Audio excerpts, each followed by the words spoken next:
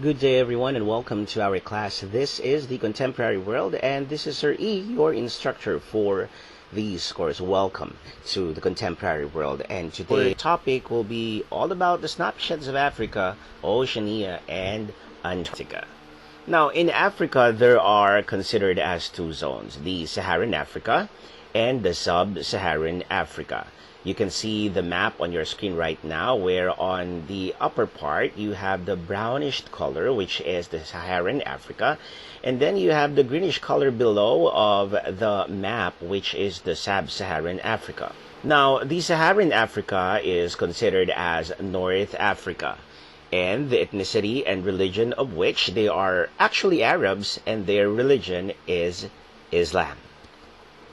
Colonial history, they were colonized by both the French and the British. And with regards to their economy, they thrive in petroleum and in tourism because of the pyramids in Egypt. The North Africans look like these. And here are some of the countries in the North African map. You have Tunisia, Algeria, Morocco, Libya, Egypt, and Sudan. Well, when we talk about the Sub-Saharan Africa, this is considered as the desert part of the African continent. Now, these are the countries in the south or in the Sub-Saharan African countries. You have Angola, Benin, Botswana, Burkina Faso, Burundi, Cameroon, Cape Verde, Central African Republic, Chad, Comoros, Congo, both Brazzaville and the Democratic Republic of Congo, Cote d'Ivoire, Djibouti, Equatorial Guinea, Eritrea, Ethiopia, Gabon, Gambia, Ghana, Guinea, Guinea-Bissau, Kenya, Lesotho, Liberia, Madagascar, Malawi, Mali, Mauritania, Mauritius, Mozambique, Namibia, Niger, Nigeria, Reunion, Rwanda, Sao Tome and Principe, Senegal, Seychelles, Sierra Leone, Somalia, South Africa, Sudan, Swaziland, Tanzania, Togo, Uganda, Western Sahara, Zambia, and Zimbabwe. So this is the list of the Sub-Saharan African countries. Now, these are the photos of how Sub-Saharan Africans look like. And then let's try to focus our attention first on the piracy by the Somalis. Now, this is on your screen the gateway to Europe and the Far East. Now, during the Cold War, firearms flooded Africa. If you have seen the movies Blood Diamond, you will see a lot of piracies by the Somalis in that movie. There was a proliferation of warlords and civil wars. There was rampant poverty, overpopulation, unemployment, famines, and food shortages. The Somalis, because of that, resorted to piracy.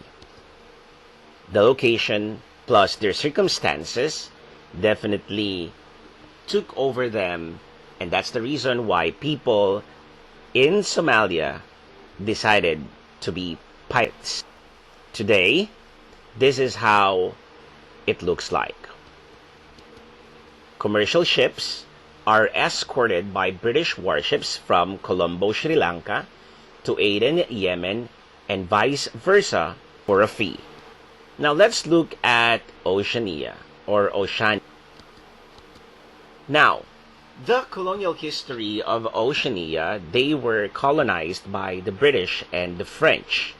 The economy here are tourism, logging, dairy products, beef, and cotton.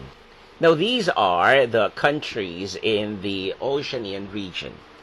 You have Australia, Federated States of Micronesia, Fiji, Kiribati, Marshall Islands, Nauru, New Zealand, Palau, Papua New Guinea, Samoa, Solomon Islands, Tonga, Tuvalu, and Vanuatu.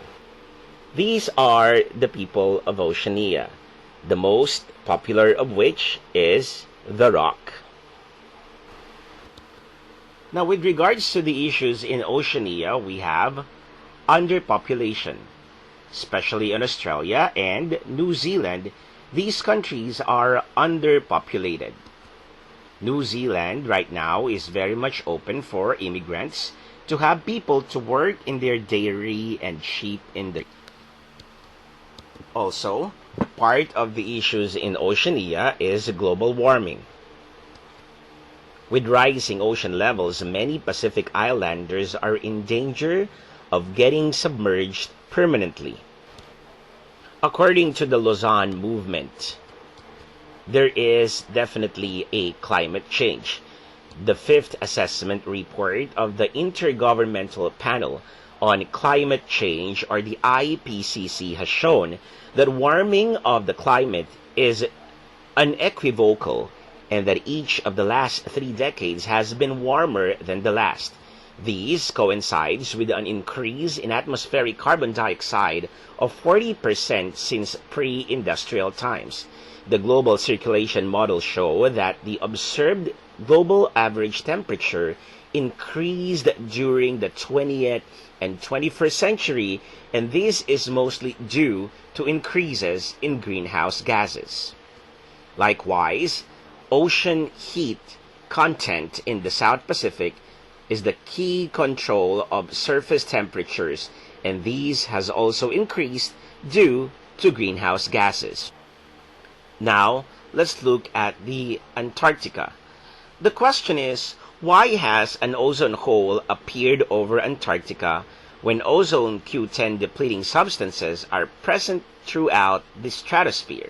According to the NOAA Chemical Sciences Laboratory, ozone depleting substances are present throughout the stratospheric ozone layer because they are transported great distances by atmospheric air motions. Now, the severe depletion of the Antarctic ocean layer, known as the ozone hole, occurs because of the special atmospheric and chemical conditions that exist there and nowhere else on the globe. The very low winter temperatures in the Antarctic stratosphere cause polar stratospheric clouds, or the PCSs, to form.